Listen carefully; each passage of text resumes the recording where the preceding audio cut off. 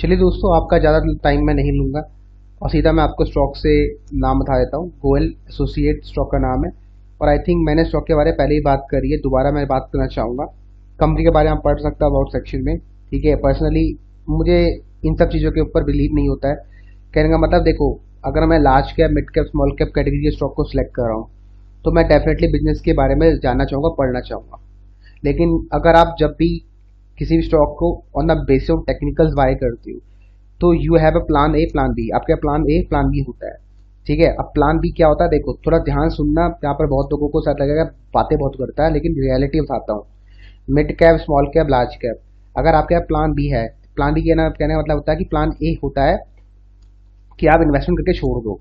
ठीक है, और प्लान बी होता है कि आपके पास टाइम है तो आप ऐसा कुछ सेटअप बनाओ अपने टाइम के अकॉर्डिंग, थोड़ा मार्केट पर टाइम देके, कि आप उसमें जितना वो नीचे प्राइस गिरेगा या तो आप एवरेजिंग का सहारा लो या फिर आप ट्रेडिंग करके उतना कमा लो कि आपका लॉस आपको दिखे ना, वो तकलीफ ना दे। क्योंकि कोई स्टॉक 100 रुपये अगर आपने बाय किया तो 400 पे जाने से पहले वो बहुत बार 60 रुपये आएगा।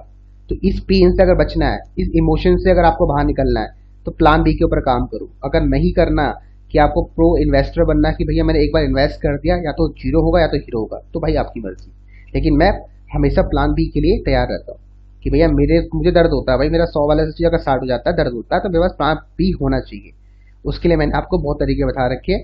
ठीक है, अगर तरीके चाहो तो उसी तरीके को आप ट्विस्ट करके दिन का अगर 10-15 मिनट भी दोगे ना तो शायद आप प्लान भी बना लोगे। लेकिन उसके लिए ना आपको अपने माइंडसेट को, अपने थिंकिंग को उस स्ट्रैटेजी के साथ मैच कराना पड़ेगा। क्योंकि बहुत बार होता है, यही सच्चाई बता रहा हूँ, जो स्ट्रैटेजी मैं यूट्यूब में देखूंगा, जब आप उसको एग्जीक्यूट करोगे ना, करने बैठोगे, आप नहीं कर पाओगे। क्योंकि आपका वे ऑफ तरीका है ना, वे ऑफ माइंडसेट या प्रोसेस जो भी है, वो उस स्ट्रैटेजी में ढंग से एग्जीक्यूट नहीं होता है। सच्चाई बता रहा हूँ, मैंने खुद करके देखा है।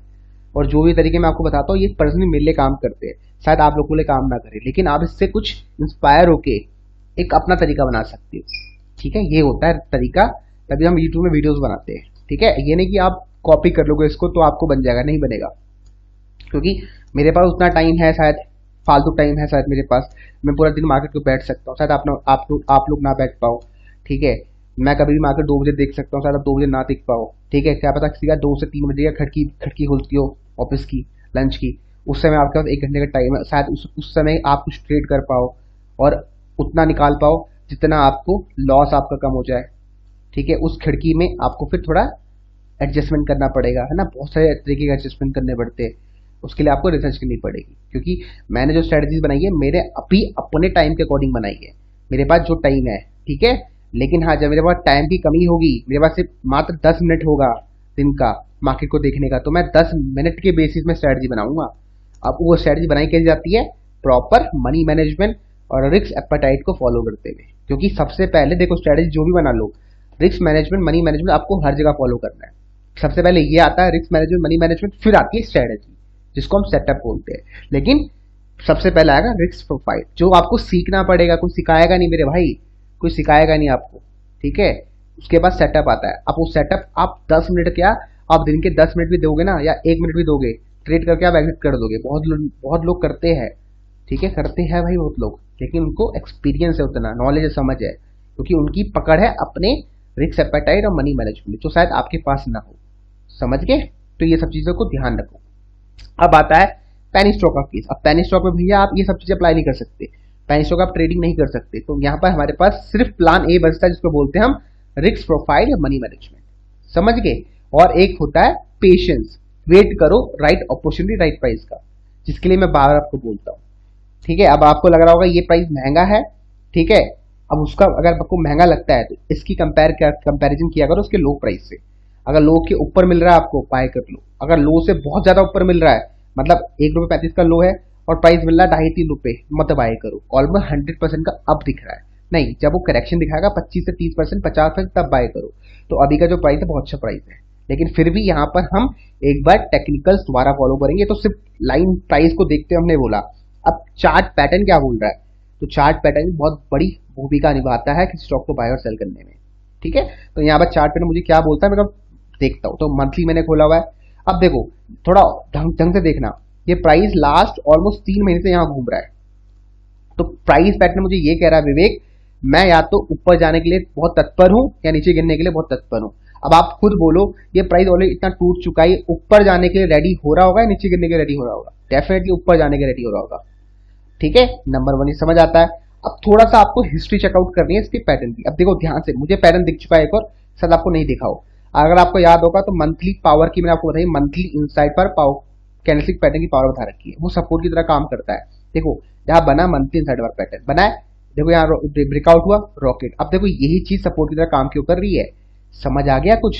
यहाँ बाय करो 1.50 में, ठीक है, इसी कहने का लो लगाओ 1 रुपए 1 पैसे का, 10 पैसे का। तो 1 रुपए 50 पैसे स्टॉक का सबसे बेस्ट प्राइस है बाय करने का, और ये रीजन है इसका यहाँ टाइम बिताने का, क्योंकि यहाँ पर मंथली इनसाइड बार बना था और जैसे ये बूम हुआ टूटा, ये रॉकेट हो गया। और यहाँ पर सेलर्स की हिम्मत नहीं हो रही कि इसको सेल कर पाए, बल्कि बायर्स यहाँ इसको बाय कर रहे हैं। देखो लास्ट कितने महीने से बाय कर रहे हैं, आप खुद देख लो यार, अगर मैं गलत बोल रहा हूँ। देखो इस कहने का लो 1 रुपए 52 पैसे, ठीक है, इस कहने का लो 1 रुपए 56 पैसे, इस कहने का लो 1 रुपए 44 पैसे, ठीक है, इस कहने का लो 1 रुपए 35 पैसे, ठीक है, इस कहने का लो 1 रुपए 38 पैसे, इस कहने का लो 1 रुपए 53 पैसे, इस कहने का लो 1 रुपए 53 पैसे, इस कहने का लो 1 रुपए 51 पैसे। लगातार 1 रुपए 50 पैसे को रिस्पेक्ट कर रहा है। 1 time 2 time 3 time 4 time 5 time 6 time 7 8 month से कर रहा है भाई, 8 मंथ से, 8 महीने से वही घूम रहा है। तो ये हमें क्या साइन देता है, प्राइस ऊपर जाने के तत्पर है, ना कि नीचे गिरने के तत्पर है। क्यों? क्योंकि ये बेस बना है आपका इधर से, ये देखो ये रहा। इस कैंडल का हाई चेकआउट करो कितना, 1 रुपए 49 पैसे। ठीक है, समझ आ गया कहां से बना ये प्राइस, कहां से ये सपोर्ट बन रहा है, समझ गया? तो यहाँ इस रीजन से स्टॉक बाय बनता है। तो मैं खुद स्टॉक को 1.50 से बाय करूंगा, मुझे मिलता है, ठीक है, मैं पक्का बाय करूंगा। लेकिन अब वही होता है ना, सुबह भूल जाता हूँ सब कुछ, ठीक है। लेकिन हाँ डेफिनेटली चाहो तो आप यू कैन बाय, अगर आपके पास पेशेंस है, टाइम है, ठीक है। क्योंकि मेरे पास थोड़ा नहीं हो पाता है ना, थोड़ा लेजीपना होने के कारण मैं बाय नहीं कर पाता हूँ। मैंने बल्कि सिटी नेटवर्क बाय नहीं किया 1 रुपए 60 पैसे में, जो इतना भाग रहा है, ठीक है, 80 तक गया था, अभी जाएगा ऊपर धीरे करके। तो नजरों में रखो स्टॉक को। और ये स्टॉक में साथ में यहाँ पर आपको कुछ नहीं दिखेगा, कहाँ पर प्रॉफिट में कुछ नहीं दिखेगा, लेकिन लास्ट में बहुत कुछ दिखेगा। इसको बोलते हैं पावर ऑफ हिडन प्रमोटर्स। देखो यहाँ हिडन प्रमोटर्स, देखो यहाँ पर आप लोग अब देखो हिडन प्रमोटर्स, भाई क्या गजब के हिडन प्रमोटर्स है, ठीक है। आप खुद देखो 25 थी इसके पहले, 9%, 5%, 5% हिडन प्रमोटर्स की पावर है। देखो 5%, 5%, 5%, देखो 4%, 5%, इन सबको अगर आप एड ऑन करोगे तो you will see the magic, you will see the magic, ठीक है। तो यही वजह है कि मैंने स्टॉक को आपके साथ शेयर किया है। लेकिन मैंने रीजन बताया आपको मैं स्टॉक को क्यों बाय कर रहा हूँ। टेक्निकल के पॉइंट ऑफ व्यू समझ आ गया, फाइनेंशियल के पॉइंट ऑफ व्यू से एकदम घटिया शेयर है। तो इस वजह से मैंने आपको बताया कि स्टॉक मुझे अच्छा लग रहा है, ठीक है भाई। तो इस वीडियो को समाप्त करता हूँ। बाकी अगर आपका कोई सुझाव है, क्वेश्चन आप मुझे ड्रॉप कर सकते हो, राइट। बाकी मिलते हैं आपको अपने अगले वीडियोस में, तब तक ले bye bye, take care, good night.